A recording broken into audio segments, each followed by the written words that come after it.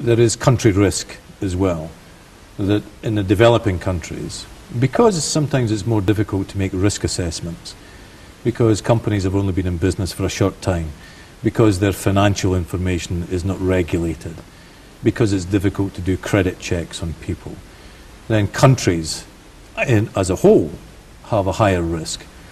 And because of that, leasing companies have to borrow money, and the organizations that they borrow money from add onto the normal interest rate for borrowing, they add country risk. Country risk, in particular foreign companies. Indeed. And then not only Poland, you have been working and helping establishing many leasing companies around the world with IFC. Please tell us which country and... I worked twice in Poland, and after the second time in Poland, I decided that I wanted a break from working for a leasing company. And I decided that I would become a consultant, a leasing consultant. And there are not many leasing consultants in the world, which is good for me.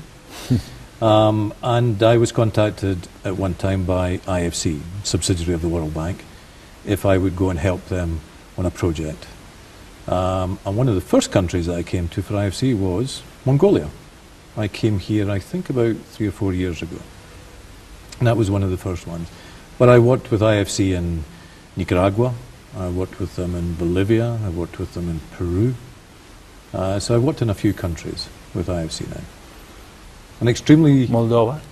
Moldova actually wasn't IFC. Although I have worked in Moldova, it was not for IFC, it was a USAID project. But IFC have been huge proponents of leasing all over the world. They're as evangelical as I am about leasing. See, Stewart, now there is great IT. You cannot compare it with a few years back, right? And you can now even track where is your equipment is going on or staying or whatever. And then processing speed, the internet altogether. What kind of impact it may have on a leasing business?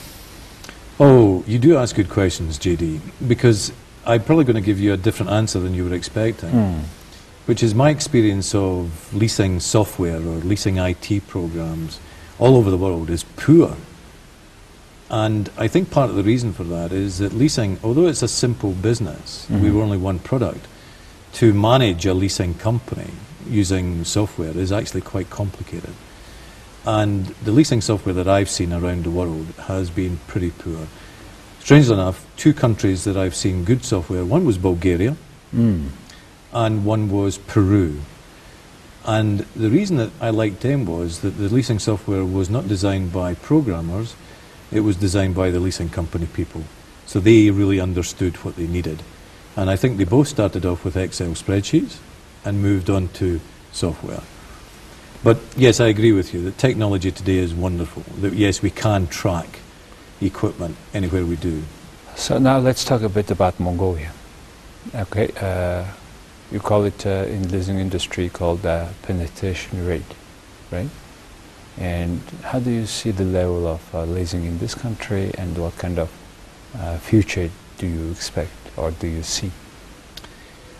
It's extremely low in Mongolia at the present moment. And what future do I see?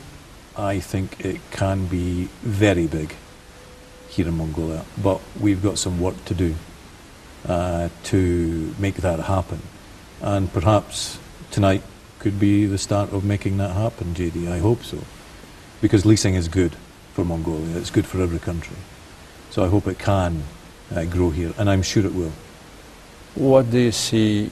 I mean, Mongolia is one of the countries where we don't produce anything almost. It has economically no sense to produce something, because we can sell only so much for domestic market, and our immediate foreign market is they are producing everything themselves. So the issue is for such a country like Mongolia, we have to bring everything for whatever we do, whatever we find necessary to do. So equipment is must, and if equipment is must, leasing is must, right? I agree. Or cheaper, right? Leasing is cheaper of equipment. which particular sector you would see visualize in the Mongolia for leasing sector to grow? The mining sector is obviously very important. The mining support sector. Like what? Well, I think one of the problems with the mining sector here in Mongolia is that the equipment is so big. And one truck could be anyway. $5 million. It is everywhere. Yeah. But relatively speaking, the value of one piece of equipment in the mining sector, proportionate to the available funding from all the leasing companies and all the banks, is just too big. One deal could be as big as today's balance sheet for a whole leasing company. So I think what will happen for a long time is that that sector will be financed cross-border. That big companies like, for example, Caterpillar will finance big Caterpillar equipment that is sold here. Which is the case. Which is the case. Correct. And I think that will continue for some time. But the mining support sector requires equipment. It requires trucks and smaller pieces of equipment, mainly from the small, medium businesses. We can finance that. The agricultural sector, there is so much land in this country that could be and should be cultivated, producing food for Mongolian people to eat and also for you to export as well. I believe that the amount of land that's available in this country can create a surplus. But the land has to be cultivated. It has to be harvested. There is a big concern or debate about the larger scale of cultivation or agricultural development in the country due to cold weather. Some argue that even in Canada and other even colder countries they do even well. So there should be a future in that field. Cold winters for the agricultural sector are not a problem. As long as you can get grain in the ground before the winter comes, and as long as it begins to grow just a little bit, when the frost comes, it just hibernates, goes to sleep. And then when the spring comes, it wakes up again and it continues growing. This happens all over the world. Now, even in Scotland, we have some pretty bad winters, and we call it winter cereals. So we plant winter barley, we plant winter wheat. And then in the springtime, we plant another crop called spring barley or spring wheat. And we can do this with oilseed rapes and other cereals like that as well. The technology is there. The cereals have been produced that can withstand this cold. So it's not a problem. Your only slight problem is that your growing season is shorter than it is in, say, some countries in Western Europe, which means that your yields will be lower because it has less time with rain and with sun to grow. So your yields will be lower, but your land, you've got so much land.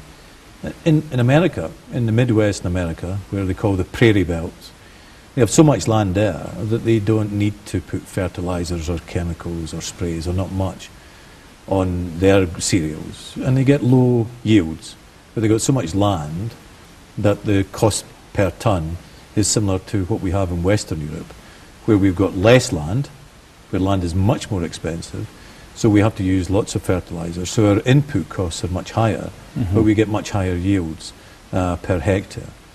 And I think, yes, I think your comparison with Canada is a good comparison. They have very bad winters in Canada.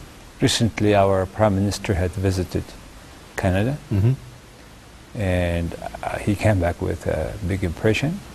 He advocated, suggested we follow a lot Canadian way of development, and I think it has a certain sense, in particular in terms of this cold weather, agriculture.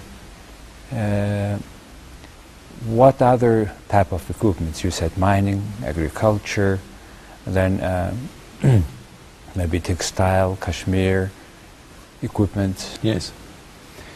If we always say with leasing equipment, if it's movable and we can resell it, then it's leasable. Then how about in Mongolia, all movable equipments, trucks, vehicles, or whatever moves, they have a special permission with our traffic police, which is a sort of registration of property, right, in that sense. What is the practice for immovable properties, like equipment staying there. What is the practice, general practice in other countries is, in Mongolia, we do not register equipments. It's very pity. Every piece of equipment should be identifiable. So if we take, say, a piece of equipment for the food processing industry, let's say the beer making. Mongolian people like to drink beer like most nations, so you produce We have, beer. I think, way many beer factories per head, and even in Scotland, I believe. Yeah, probably. We don't produce very good beer in Scotland now. We produce good whiskey, but not so good beer. But even pieces of equipment that are used in the beer manufacturing process, they've got serial numbers. They're identifiable. Identifiable, okay, among the businesses. How about this as a registration, as a property of the country? No, but the leasing company doesn't have to register it anywhere. And the reason for that is it's quite simple, is that the leasing company owns the equipment. The leasing company is the legal owner of the leased equipment until the end of the lease. At the end of the lease, we transfer legal ownership to the lessee. Yes. During the period of the lease, the lessee, the borrower, the customer, is the economic owner of the equipment. So he benefits from any fiscal or tax benefits associated with the equipment. And the actual depreciation of the equipment goes To the with lessee. lessee's balance sheet. Correct. And in some countries, there is appreciated, you call it accelerate depreciation for equipment. So what is this about in terms of leasing industry? That's got its positive attributes, and it's also got its negative side as well. Some countries really believe in leasing, and they wanted to make leasing very advantageous. Why don't we? It's a good question. Why don't you? Yes. We don't produce. No, but it's not the matter that you don't produce. We should equipment. encourage leasing. We no? sell equipment in this country. You sell a lot of equipment in this country.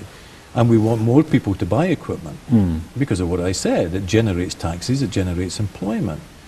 And there is a demand for textiles, there is a demand for beer, there is a demand for foodstuffs, there is a demand for mining equipment.